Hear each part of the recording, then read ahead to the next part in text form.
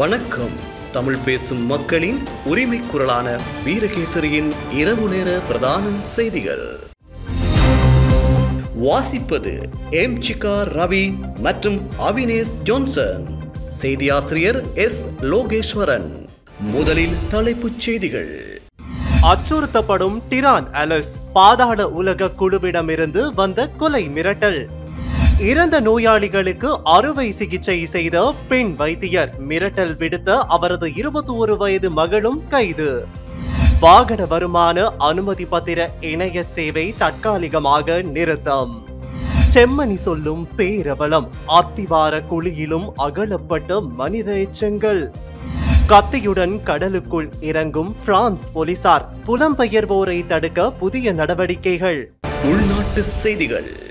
Zuzi, the clothing store. முழு குடும்பத்தினருக்கும் தேவையான அனைத்து ஆடை அணிகலன்களையும் ஒரே இடத்தில் கொள்வனவு செய்யுங்கள். அனைவருக்கும் ட்ரெண்டிங்கான எக்ஸ்க்ளூசிவ் கலெக்ஷன்ஸ் எங்களிடம். கொட்டஹென, ஹேட்டன் மற்றும் வில்லபத்தை புதிய கிளையில். சந்தோஷமான தருணங்களை ஜூசியுடன் கொண்டாடுங்கள்.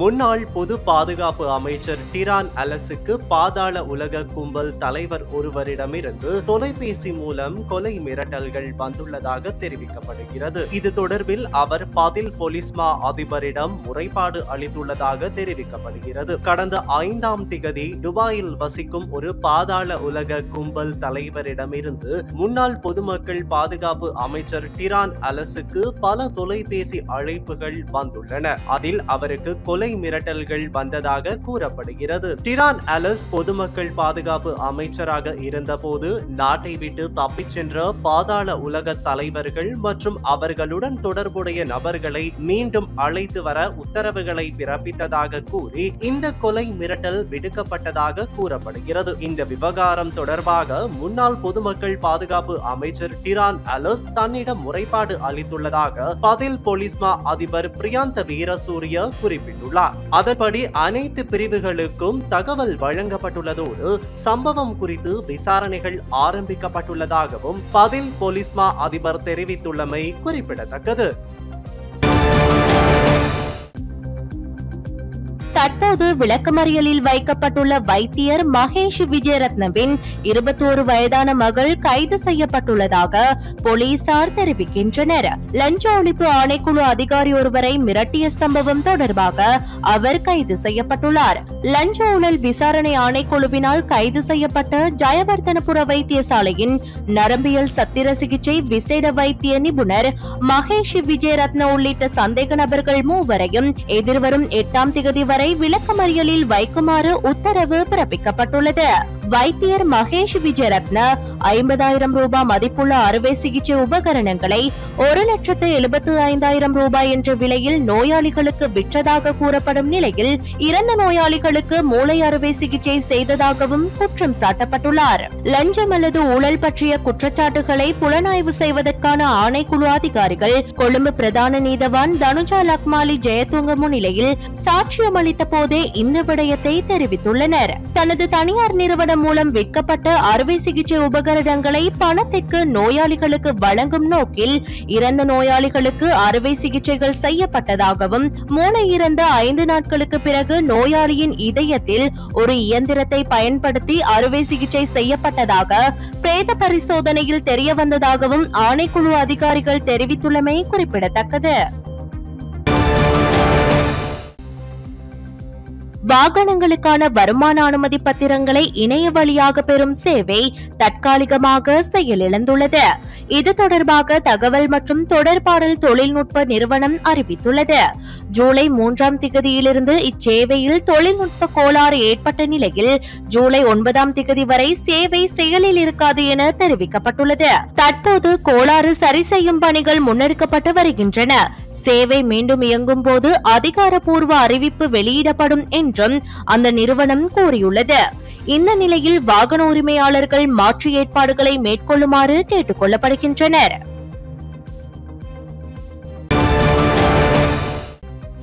யாழ்ப்பாணம் செம்மணி சிந்துபாத்தி மனித புதைக்குழி வளாகத்தில் வடிகான் கட்டமைப்பை ஏற்படுத்துவதற்காக தோண்டப்பட்ட அத்திவார குழியிலும் சில மனித எச்சங்கள் அடையாளப்படுத்தப்பட்டுள்ளன. மழையுடனான வானிலை நிலவும் போது மனித புதைக்குழியின் அகழ்வு பணிகளுக்கு எவ்வித இடையூறும் ஏற்படாத வகையில் நேற்று வடிகான் கட்டமைப்பை அமைப்பதற்கான அத்திவார குழி தோண்டப்பட்டது. அதிலும் மனித எச்சங்கள் கண்டுபிடிக்கப்பட்டதால் குறித்த நடவடிக்கை உடனடியாக நிறுத்தப்பட்டதாக பாதிக்கப்பட்டோர் தரப்பில் முன்னிலையாகும் சட்டத்தரணிகள் தெரிவித்துள்ளனர். இந்த நிலையில் குறித்த பகுதியிலும் நீதவானின் மேற்பார்வையில் அடுத்த கட்ட நடவடிக்கைகள் முன்னெடுக்கப்படும் என அவர்கள் கூறுகின்றனர். இதனிடையே செம்மணி சிந்துபாத்தி மனித புதைக்குழியில் இருந்து இதுவரை 47 எலும்புக்கூட்டு தொகுதிகள் அடையாளப்படுத்தப்பட்டுள்ளன. அவற்றில் 44 எலும்புக்கூட்டு தொகுதிகள் முழுமையாக அகழ்ந்தெடுக்கப்பட்டன. சிறுவர்களின் எலும்புக்கூட்டு தொகுதிகள் அடங்கலாக மீட்கப்பட்டுள்ள இந்த எலும்புக்கூட்டு தொகுதிகள் மனித பேரவலத்தின் அடையாளங்களாக மாறியுள்ளன. இந்த பின்புலத்தில் இன்றைய தினமும் செம்மணி சிந்துபாத்தி மனித புதைக்குழி அகழ்வு பணிகள் முன்னெடுக்கப்பட்டுள்ளன. அதேவேளை செய்மதி படங்களின் அடிப்படையில் தற்போது அகழ்வு பணிகள் முன்னெடுக்கப்பட்டு வரும் மனித புதைக்குழிகளுக்கு அருகில் மேலும் புதைக்குழிகள் இருக்கலாம் எனும் சந்தேகத்தில் யாழ் பல்கலைக்கழக தொல்லியல் துறை மாணவர்களின் பங்களிப்புடன் முன்னெடுக்கப்பட்டு வரும் அகழ்வு பணிகளில் மண்டையோடு ஒன்றும் ஆடையை ஒத்த துணியொன்றும் அடையாளம் காணப்பட்டுள்ளமை குறிப்பிடத்தக்கது.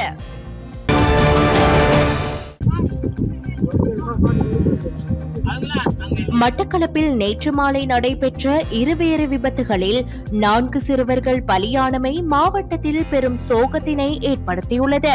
மட்டக்களப்பு வாகரை பகுதியில் மீன்பிடிக்க சென்ற குடும்பம் ஒன்றின் 3 பிள்ளைகள் நீரில் மூழ்கி உயிரிழந்துள்ளனர். வாகரை கருவாச்சேனை பகுதியில் மீன்பிடிக்க சென்று திரும்பிய நிலையில் குளத்தில் மூழ்கியே குறித்த சிறுவர்கள் உயிரிழந்துள்ளனர். குளத்தின் ஆழமான பகுதியில் மூழ்கிய நிலையிலேயே சிறுவர்கள் உயிரிழந்துள்ளதாக அப்பகுதி தகவல்கள் தெரிவிக்கின்றன.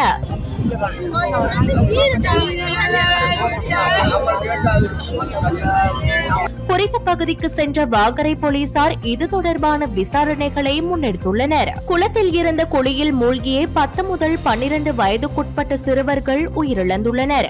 இதில் 3 2 சிறுவர்களும் 1 சிறுமியும் உள்ளடங்குவதாக வாகரை போலீசார் தெரிவித்துள்ளனர். இந்நிலையில் உயிரிழந்தவர்களின் சடலம் உடற்கூராய்விற்காக வாழைச்சேனை ஆதார வைத்தியசாலைக்கு எடுத்துச் செல்லப்பட்டுள்ளது.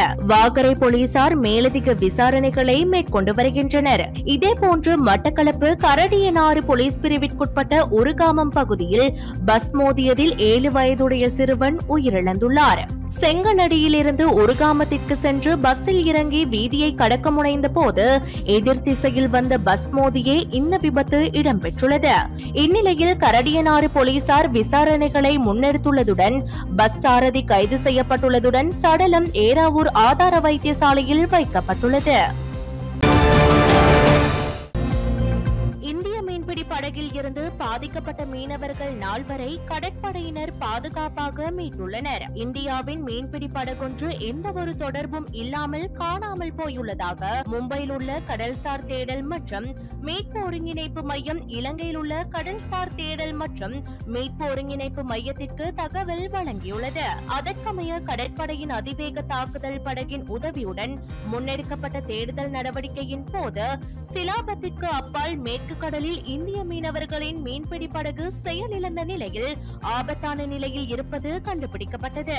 பின்னர் 4 இந்திய மீனவர்களும் பாதுகாப்பாக மீட்கப்பட்டதோடு இவர்கள் மினிகோய் தீவைச் சேர்ந்தவர்கள் என்று கடற்படை தெரிவித்துள்ளது. இந்நிலையில் குறித்த இந்திய மீனவர்கள் 4 பேரும் திக்கோவிட்ட துறைமுகத்திற்கு கொண்டு வரப்பட்டு வைத்திய பரிசோதனைகளுக்கு பிறகு மேலதிக நடவடிக்கைகளுக்காக வத்தளை போலீஸ் நிலையத்தில் ஒப்படைக்கப்பட்டுள்ளனர்.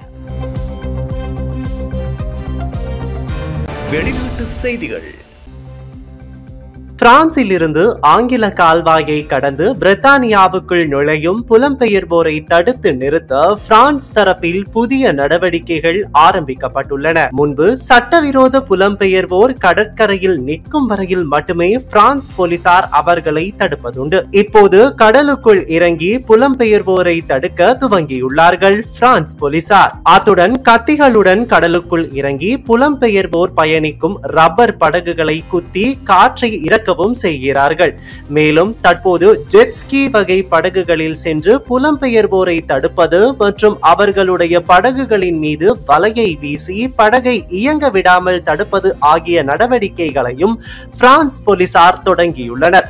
பிரான்ஸ் போலீசாரின் இந்த நடவடிக்கைகள் தங்களுக்கு திருப்தி அளிப்பதாக பிரித்தானிய தரப்பும் தெரிவித்துள்ளமை குறிப்பிடத்தக்கது. உச்சநீதிமன்றத்தின் தீர்ப்பை தொடர்ந்து தீவிர மரபு வழி யூத மத குருமார்கள் 54,000 பேர்களுக்கு கட்டாய ராணுவ சேவைக்கான அறிவிப்புகளை வெளியிடப் போவதாக இஸ்ரேல் ராணுவம் தெரிவித்துள்ளது. தீவிர மரபு வழி யூதமானவர்களுக்கு பல தசாப்தங்களாக இருந்த விலக்கை கடந்த ஆண்டு இஸ்ரேலிய உச்ச நீதிமன்ற தீர்ப்பு ரத்து செய்தது. இன்றைய மக்கள் தொகையில் 13% விட மிக குறைந்த மக்கள் தொகை பிரிவை கொண்டிருந்த போது உருவாக்கப்பட்ட கொள்கையாகும் இது. பெரும்பாலான இஸ்ரேலிய யூதர்களுக்கு 18 வயது முதல் 24 இருந்து 32 மாதங்கள் வரை ராணுவ சேவை கட்டாயமாகும். பிரதமர் பெஞ்சமின் நெட்டன்யாகுவின் கூட்டணியில் உள்ள 2 தீவிர ஆர்த்தடாக்ஸ் கட்சிகள் சமரசம் செய்ய சட்ட ரீதியான முயற்சிகளை மேற்கொண்டதாக உள்ளூர் ஊடகங்கள் செய்தி வெளியிட்ட அதே வேளையில் ஞாயிற்றுக்கிழமை ராணுவ செய்தி தொடர்பாளரின் அறிக்கை உத்தரவுகளை உறுதிப்படுத்தியது. அண்மை ஆண்டுகளில் இஸ்ரேலின் ஆயுதப்படைகள் காசாவில் ஹமாஸ், லெபனானில் ஹிஸ்புல்லா, ஏமனில் ஹவுதிகள் மற்றும் ஈரானுடன் ஒரே நேரத்தில் நடந்த மோதல்களால் நெருக்கடிகளை எதிர்கொண்ட நிலையில் இந்த விலக்கு விவகாரம் மேலும் சர்ச்சைக்குரியதாகிவிட்டது. இதனிடையே பெண்கள் உட்பட மதச்சார்பற்ற இஸ்ரேலியர்களுடன் செமினரி மாணவர்களை ராணுவ பிரிவுகளில் ஒருங்கிணைப்பது அவர்களின் மத அடையாளத்தை பாதிக்கக்கூடும் என்ற கவலைகளை தீவிர மரபு வழி தலைவர்கள் எழுப்பியுள்ளனர். இருப்பினும் தீவிர மரபு வழி வாழ்க்கை முறையை மதிக்கும் நிலைமைகளை உறுதி செய்வதாகவும் ராணுவத்தில் அவர்கள் ஒருங்கிணைப்பதை ஆதரிக்க கூடுதல் திட்டங்களை உருவாக்குவதாகவும் ராணுவ அறிக்கை உறுதியளித்துள்ளமை குறிப்பிடத்தக்கது. இன்றைய நாணய மாற்று விகிதம்